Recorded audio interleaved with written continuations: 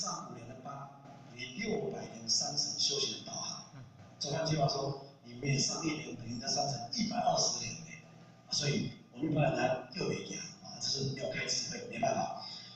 这个仙佛护法，这个廖以杰这个，大家知道，就是我们廖长氏的公主，这是在光会所看到的。第2天，从2、30个人庙来，就几千个祖先就不见了啊，这是真的千真万确啊。还有龙啊，这些都有啊。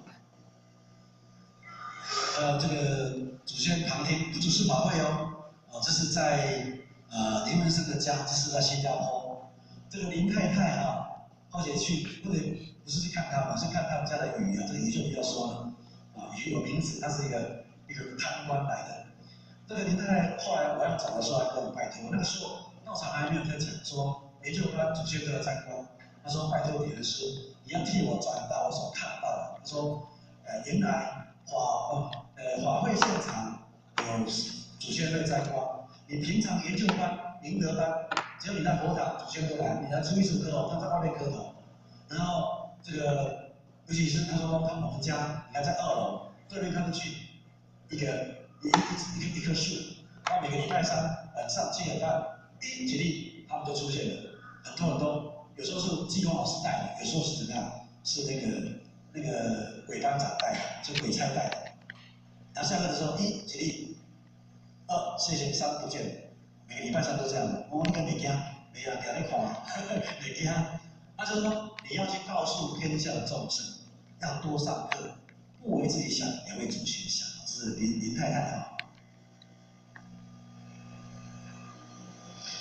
再来这个连接到这个仙人表演这个，就是说有一次我们在这个学校办了一个坛主班，他就放100前人的桌子，代表以前陈老主持那种公家的班、中心的班。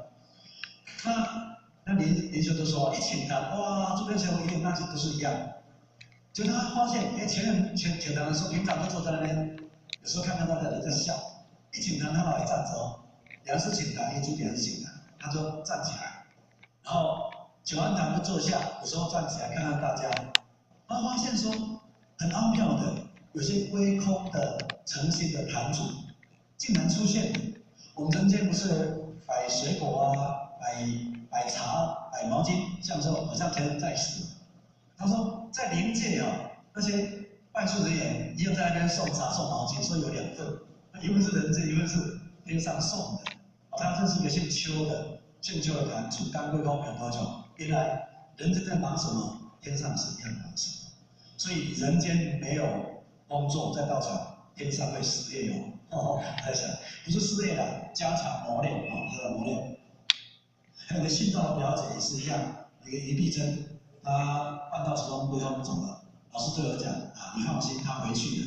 有好几次，老师都说碧珍也在旁边，跟她出来这个参拜还有开道设塔万圣的奇迹，我们就说歪打正着，就是这个太古就是那个小庄良师。